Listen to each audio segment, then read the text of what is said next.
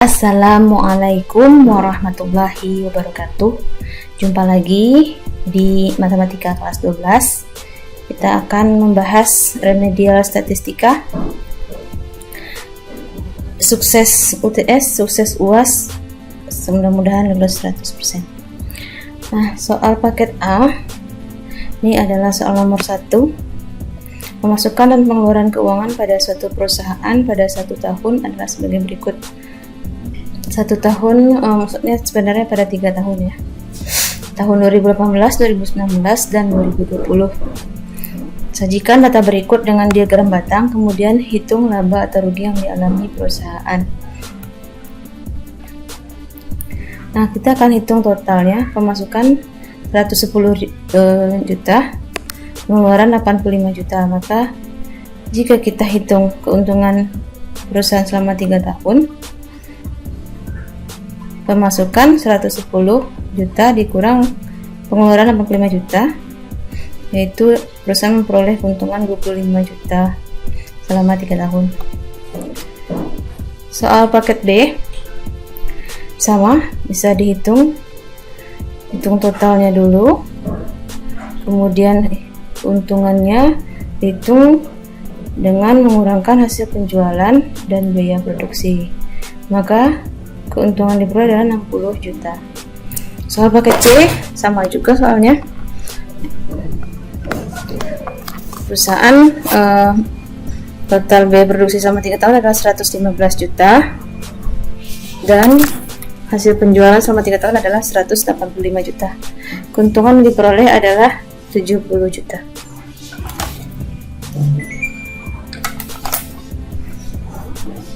Soal paket D sama. Kita hitung total biaya produksi perusahaan selama 3 tahun 125 juta, hasil penjualannya 185 juta, maka keuntungan diperoleh adalah 60 juta. Kita lanjut soal nomor 2. Ini kita mulai dulu dari paket A.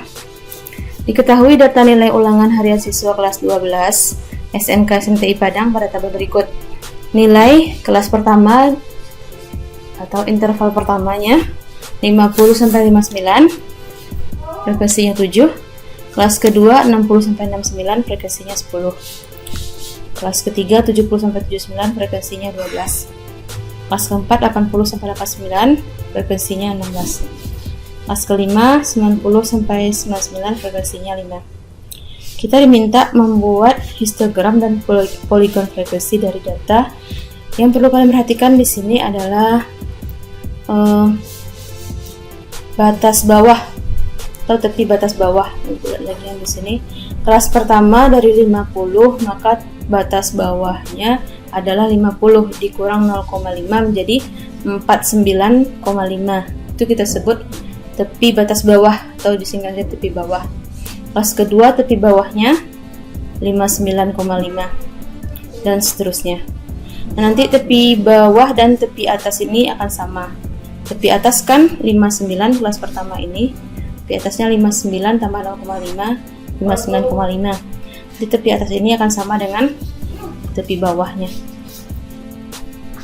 Nah, setelah kita gambar histogramnya, histogram ini seperti diagram batang, tapi dia tidak ada jarak atau langsung berdekatan menempel ya, nggak ada jarak. Nah, kalau kita ambil nilai tengahnya ada di sini, maka kita buat titik-titiknya, titik-titik nilai tengahnya, maka kita akan peroleh poligon frekuensi. Ini hanya gambaran, nanti poligon frekuensi itu garisnya lurus, seperti tabel yang ini. Nah, diagram yang ini ya. Dia yang merah ini disebut dengan poligon frekuensi.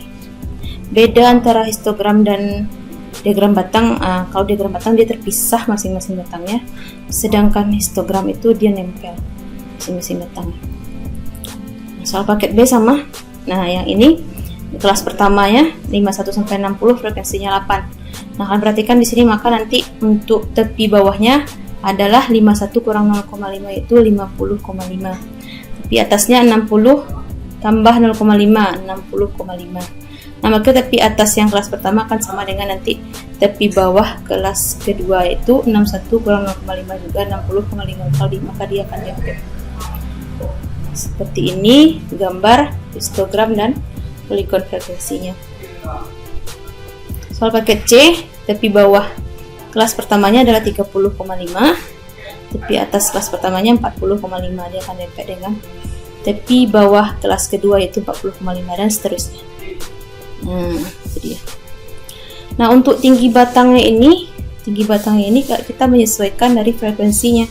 Di sini kan frekuensinya 2, tingginya 2. Nah, yang kelas 51 sampai 60 kan 0, maka tingginya tidak di bawah, dia menurun, baru nanti di kelas keempat 6170 naik lagi.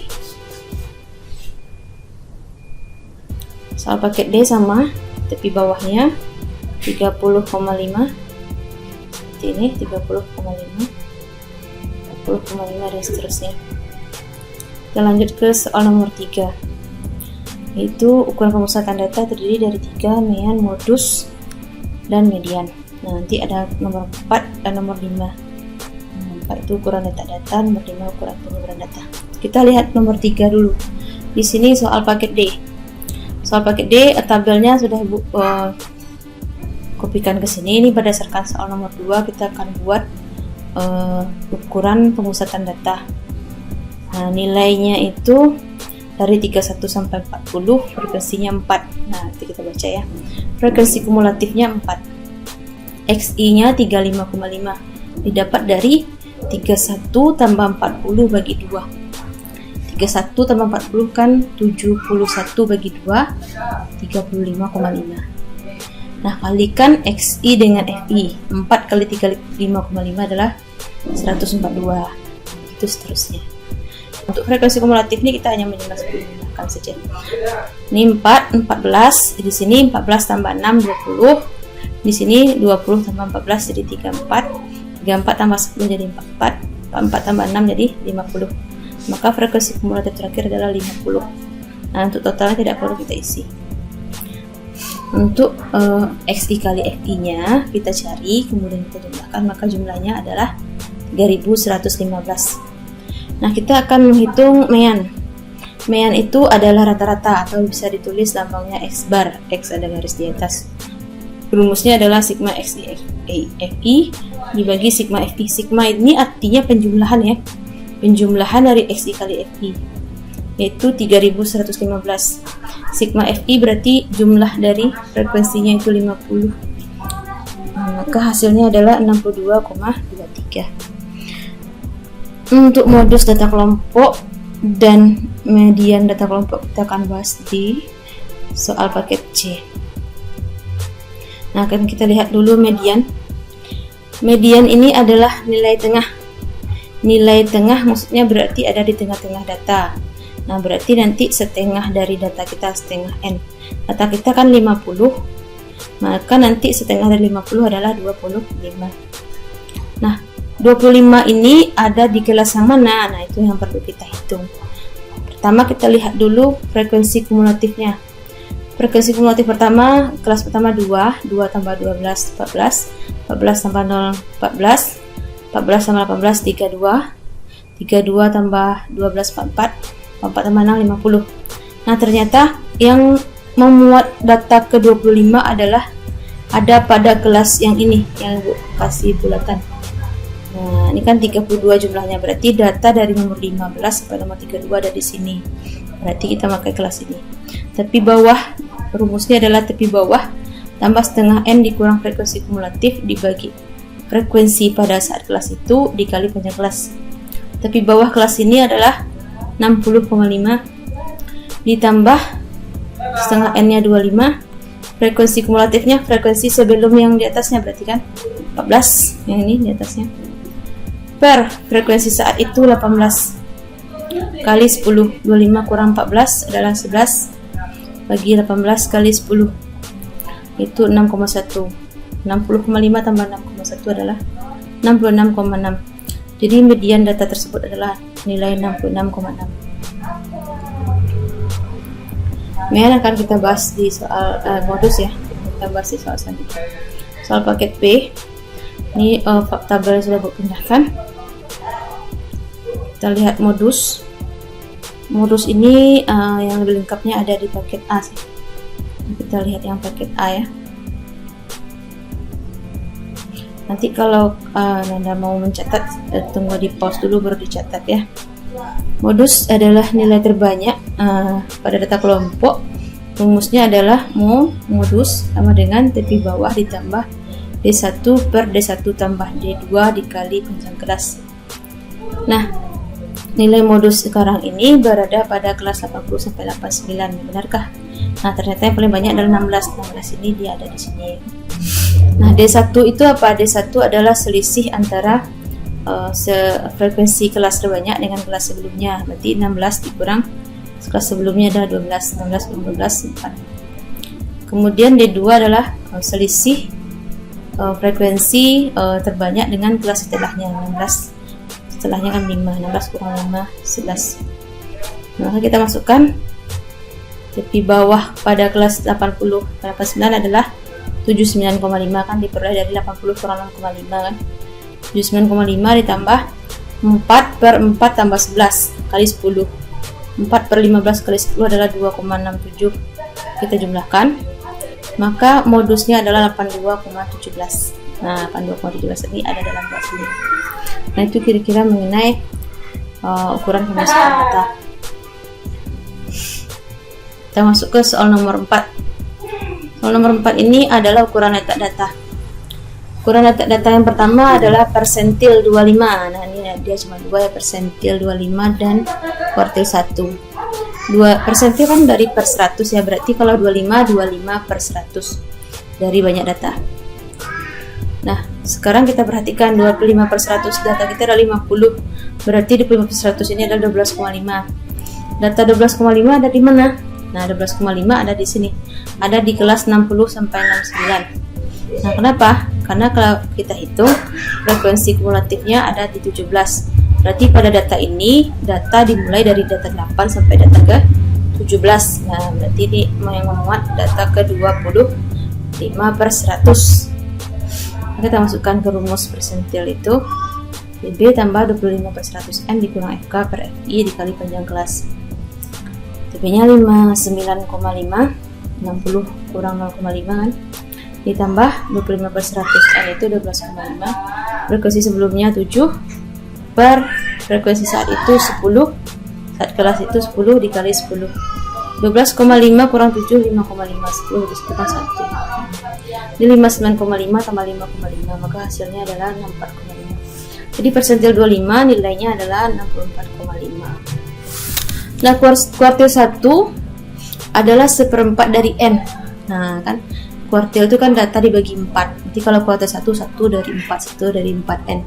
Maka dengan nilainya, pasti sama dengan persentil 25. Kenapa bisa sama kan?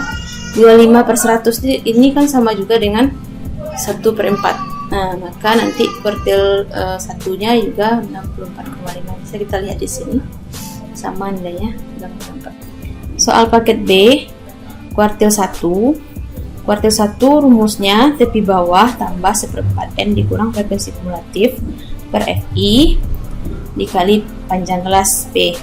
Frekuensi kumulatifnya kelas pertama frekuensinya 8, kelas kedua frekuensinya 9. 8 tambah 9 maka frekuensi kumulatifnya 17. Sehingga data yang 1/4N itu yang 12,5 itu ada pada kelas 61 sampai 70. Tepi bawahnya adalah 61 kurang 0,5 yaitu 60,5. Masukkan angkanya 12,5 kurang 4 per 10 kali 10. 60,5 tambah 12,5 kurang 4 kan 8,5. Hasilnya ada 68,5. Jadi kuartil satunya adalah 68,5. Ingat tadi persentil 25 akan sama dengan kuartil 1, maka nilainya juga sama yaitu 68,5. Soal paket C sama ya, nanti bisa kalian lihat saja. Ini tepi bawahnya 41, tepi bawahnya 40,5 ya. Data 1/4N itu ada pada frekuensi ini 14 ini. Data ke 3 sampai data ke-14 ada di sini. Nah, kira-kira nanti setelah kita hitung, maka kita dapatkan satunya 49,25 akan sama juga dengan persentil 25-nya. Soal paket D juga tepi bawahnya itu adalah 40,5, karena sama, kebetulan sama dengan tadi. Frekuensi yang pertamanya kan 4, maka frekuensi kumulatifnya 4. Kelas kedua frekuensinya 10, maka frekuensi kumulatifnya 14. Maka data yang memuat data yang ke 12,5 itu adalah data pada kelas 41 sampai 50.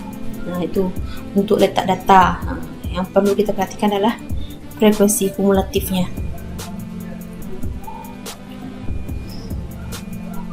Nah, persentil 25-nya sama ya.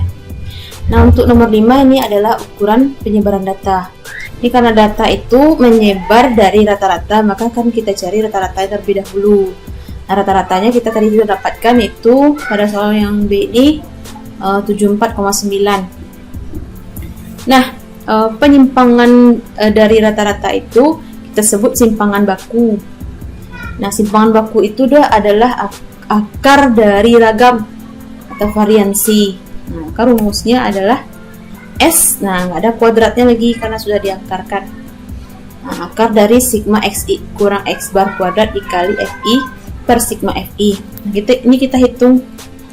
Nah, xi nya dari 51 sampai 60 kan 55,5, x barnya 74,9, xi kurang x bar berarti 55,5 kurang 74,9 itu minus 19,4, dikuadratkan itu kita dapat 376,36. pakai kalkulator saja nanti. Kemudian dikali dengan fi ini frekuensinya kali 8, nah kita peroleh 3010,9. Begitu seterusnya dengan kelas kedua. xi nya atau nilai tengahnya itu 65,5 dikurang x bar menjadi min 9,4, dikuadratkan menjadi 88,36, dikali fi menjadi 795,24, dan seterusnya kita jumlahkan sehingga dia totalnya adalah 7282. Nah, nilai akhirnya saja yang kita perlukan. Karena sudah dapat jumlahnya ini, totalnya itu kita bagi dengan 50 sigma fi, maka kita akan peroleh nilai dari pembagiannya ini, kemudian diakarkan kita akan peroleh 12,068. Nah, untuk koefisien variansi ini adalah perbandingan antara simpangan baku dengan rata-rata dikali 100%. Maka perbandingannya adalah 16,11% untuk paket B. Untuk paket C sama juga, kita hitung satu-satu. Setelah kita dapatkan, kita masukkan ke rumus. Sigma xi kurang x bar kuadrat kali fi itu adalah 10.128 dibagi sigma fi nya 50 diakarkan, maka hasilnya adalah 14,23. Untuk koefisien variansinya, simpangan baku dibagi x bar dikali 100% ini angkanya adalah 22,13. Nah, X bar pada soal ini yaitu 64,3 ya. Soal paket D sama juga, X barnya adalah 62,3. Simpangan bakunya 14,89. Koefisien variasinya adalah 23,9. Jadi datanya besar, variasinya besar ya. Soal paket A, rata-ratanya adalah 74,9. Simpangan bakunya 12,16, koefisien variasinya 16,23. Oke, selesai. Thank you. Terima kasih. Semoga sukses. Assalamualaikum warahmatullahi wabarakatuh.